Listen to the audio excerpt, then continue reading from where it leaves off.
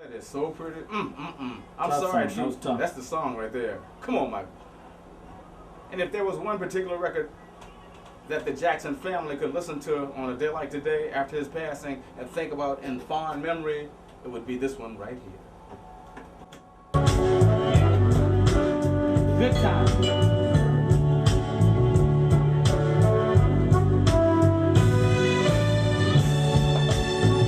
They got a chance to, were fortunate enough to meet Michael Jackson, but we got a guy in the studio, Wild Walter, who met Michael when he was a member of the Jackson 5 back when they first came to Richmond. I think their very first concert in Richmond was December 1971, and I was in attendance. Walter, you had a chance to meet him when your father was a limousine driver, right? That's right, that's right. Tell us about that, you had a chance meeting with Michael Jackson. How old? He was 11, about, if it was 71, he wasn't 11 then. He was, I guess he was about, y'all do the math. He was born in 58 and met him in 71. They would have, they know about what, 15, 16, something like that? 13, 14, 15, something like that. I'll do the math later on. But anyway, tell us about your chance meeting with Michael when he came to the Coliseum in December of 1971. Well, I had a chance to be one of his hosts while they stayed here. In fact, they stayed here for a whole week here in Richmond at the Holiday Inn on Franklin Street. Okay. And so every day we went out to eat, went out to the Y on 6th Street, the YWCA, play ball or run track or whatever. One thing I really remember about Michael was back then he had a tutor from England. He used to travel with the group, and he did a lot of studying.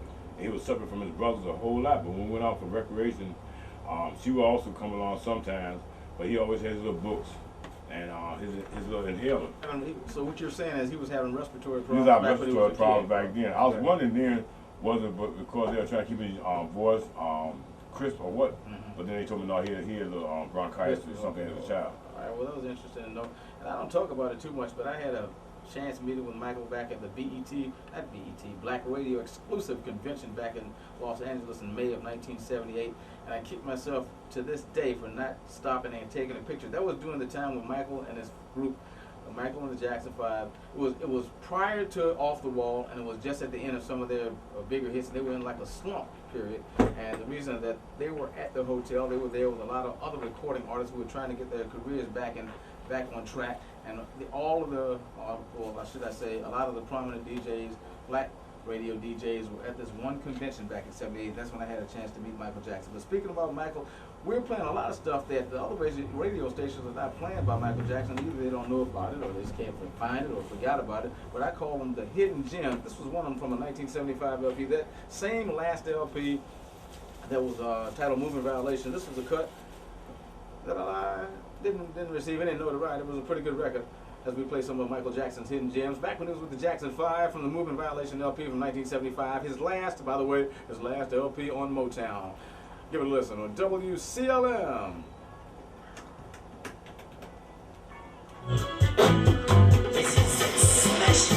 They're looking through the window? No, you got me on that one. You don't know about that. That's one of my jumps.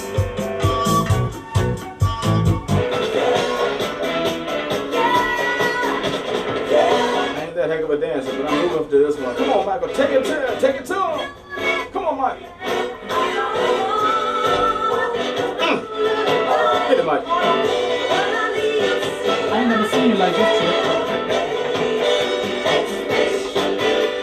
Y'all don't know nothing about this, dude. I don't. Stop lying. I don't. But I don't know nothing about you doing what you're doing right now. I mean, you getting off right now. I ain't never seen you do this before now. That's what jumped there. I like that. 75. Michael Jackson, Jackson 5 on WCLM. This you're more familiar with.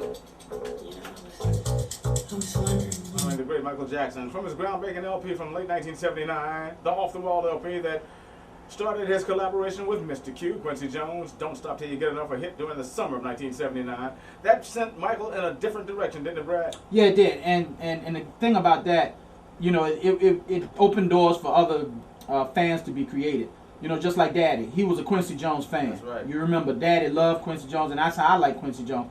And then once he got with Michael, and it's funny how they got together. If everybody can remember The Wiz, okay, Quincy Jones was the music director for the movie. Right. And if you look at the movie, you'll see Quincy Jones at a piano when they're at the Emerald City, which was nothing but the World Trade Center. Right. But that's where they had known each other, but that's where they really worked well together. And I think Quincy at that time, matter of fact, I know Quincy at that time saw something in Michael, and he wanted to work with him. And that's what started, the whole thing rolling. And then Michael even did some background for the Brothers Johnson. Janet did some background for Michael. But it was a whole, that Q production, Quincy Jones Quest Productions that was there, it was so hot. And Michael just was, he just saw Michael and just took him to where, you know, he is, where he was, you know, at the time of his passing. You know, and he was really responsible, in my opinion, for his big success, for, you know, the superstar, you know, pop icon thing. Michael Jackson's musical course also changed direction back in 1976 after they left Motown when he hooked up with the legendary Philadelphia's Gamble and Huff. And I got one of those recordings, one of their best recordings, and one of my personal favorite recordings by the Jacksons after, you know, they had to drop the name Jackson 5 after they went to CBS. I've got one of their best recordings from 1977 when I get back with you, when I commemorate to Michael Jackson on the STML.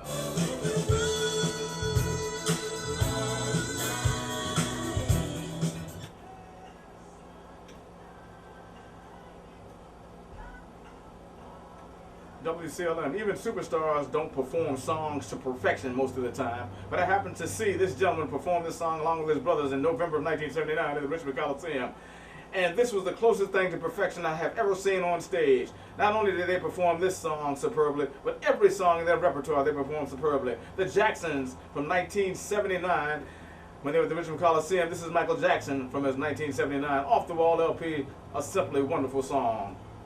Rock With You on WCLM. And this was not too bad either, from 1972, one of his solo records, when he was still a member of the Jackson 5.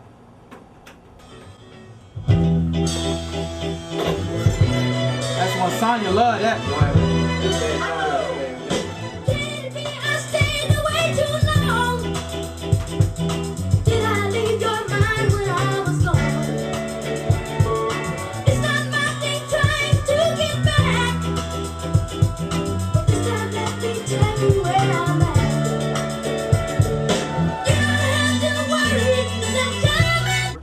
WCLM, Chocolate Chip and Elbravador, tag team in the commemoration of Michael Jackson. And what were you going to say about?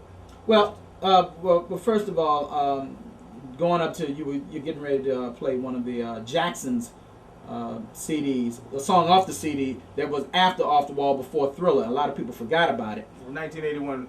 From the spring of 1981. I'm not going to tell them what it is. I'm going back to it from the spring of 1981. But right. Go ahead. What you all right. Well, that year, it's funny that we say the year, because going up to that, Michael met Jeffrey Daniels from Shalimar. Mm-hmm. And if anybody saw Unsung, they saw that the backslide is where the moonwalk, the name the moonwalk came from. Jeffrey Daniels taught Michael Jackson. Yeah, Jeffrey Daniels of Shalimar. Of Shalimar. He created what is known as the moonwalk. We used to call it the Shalimar. We call it the Shalimar in Richmond. He called it the backslide. Backslide. Well, Jeffrey said it was called the backslide.